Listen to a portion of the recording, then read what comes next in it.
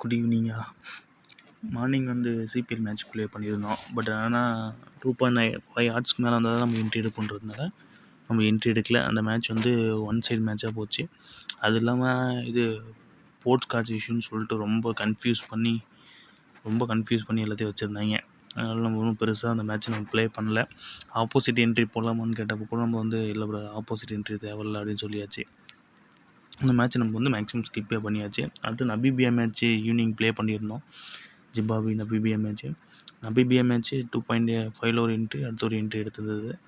அந்த 2 என்ட்ரியுமே என்னென்னா ஆட்ஸ் ரொம்ப கன்ஃபியூஸாக இருந்துச்சு. 101 ரன் அடிச்சிருந்தோம், சேம் அதே 60 பைசாலே இருந்துச்சு. அப்புறம் கொஞ்சம் அடித்தோடனே நாங்கள் புக்ஸ் இருக்கு, அதாவது கேஷ் அவுட் பண்ணியாச்சு. அந்த டே கேஷ் அவுட் பண்ணியாச்சு. அடுத்து சிபிஎல் மேட்ச் வந்து எப்படி சொல்கிறதுனா ஒரு ரிசல்ட் வந்து கன்ஃபியூஸாக இருந்துச்சு. பட் ஒன்ஸ் பாயிண்ட் வந்து மேட்ச் மாறும் அப்படின்ற மாதிரி தான் நாங்கள் பிளான் பண்ணி எஸ்டிபி மேலே போயிருந்தோம். பட் ஆனால் இருந்தாலும் ஒரு லோ ஸ்கோர் மேட்ச் இன்றைக்குன்னு சொல்லிட்டு ஸ்டார்டிங்கே நாங்கள் குரூப்பில் இன்ஃபார்ம் பண்ணியிருந்தோம். என்ட்ரி வெயிட் பண்ணி எடுக்கலாம், எக்ஸ்பெக்ட் லோ ஸ்கோர் மேட்ச்சு. நானும் எங்கள் ஃப்ரெண்டும் கொஞ்சம் டிஸ்கஷன் பண்ணியிருந்தோம்.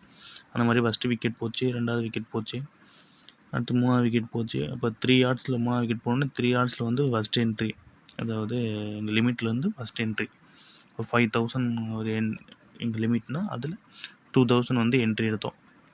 அப்புறம் ஷார்ப்பாக சொல்லியிருந்தோம், இந்த மாதிரி 2.5 மேலே என்ட்ரி எடுக்கலாம்னு நான் என் ஃப்ரெண்டு பேசியப்போ இந்த இல்லை 8:30 மேலே மேட்ச் மாறும் எங்களுக்கு கொஞ்சம் திடீர்லாம் கொஞ்சம் இருந்துச்சு. அதெல்லாம் மாறும்னு சொல்லிட்டு வெயிட் பண்ணியிருந்தோம். அப்புறம் திருப்பி போயிட்டு 25 பைசா நினைக்கிறேன் செகண்ட் என்ட்ரி 20 பைசாவா, ஆமாம் 20 பைசா, கிட்டத்தட்ட 5வது விக்கெட்டாக அதுவும் 6வது விக்கெட்டாக விழுந்துச்சு நினைக்கிறேன். அந்த கிட்ட இருந்தோம். பட் நபீபியா வந்து ஆட்ஸ் என்ன தான் மூவ்மெண்ட் இருந்தாலும் கடைசியாக நபீபியா வந்து மேட்ச்சை வின் பண்ணிட்டாங்க. அடுத்து வந்து சும்மா அதுக்கு இங்கிலீஷ் போனது. அடுத்து வந்து 10.5 வரப்போ தேர்ட் என்ட்ரி ஒரு என்ட்ரி போயிருந்தோம். 10 ஒரு என்ட்ரி போயிருந்தது. 10 என்ட்ரி போயிட்டு வெயிட் பண்ணிகிட்டு இருந்தோம். எல்லாருமே பிரதர் மேட்ச் மாறுமான்னு எல்லாம் கேட்டுருக்கப்ப ஷூராக வந்து இன்ஃபார்ம் பண்ணியிருந்தோம். அதில் தனியாகவே மெசேஜ் பண்ணியிருந்தார், அவர்கிட்ட இன்ஃபார்ம் பண்ணியிருந்தது, பிரதர் வெயிட் பண்ணுங்கள், கம்பல்சரி மேட்ச் மாறும், பவர் பிளே அப்போ மேட்ச் மாறும், பவர் பிளே முடியும், மேட்ச் வந்து சேஞ்சஸ் ஆகும்னு சொல்லிட்டு இன்ஃபார்ம் பண்ணோம்.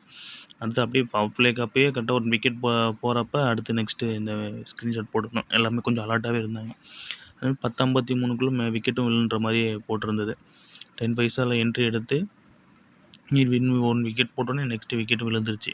கரெக்டாக 60 பைசா வந்துச்சு. அப்போ அந்த 10 பைசாவில் இந்த என்ட்ரி வந்து 60 பைசாவில் லாஸ் கட் பண்ணிவிட்டு திருப்பி ரெண்டு விக்கெட் போச்சு. 2 விக்கெட் போனோடனே 60 பைசா மேட்ச்சு 1.5 பைசா, 10 பைசா, 2 ரிஸ்க்கு. கொஞ்சம் ரிஸ்க் மேட்ச் தான் ஆக்சுவலாக அந்த மேட்ச்சு. அதனால் கொஞ்சம் நாங்களும் கொஞ்சம் ஏன்னா க்ரீன் விக்கெட் எங்களுக்கு ரொம்ப நீடாக இருந்துச்சு.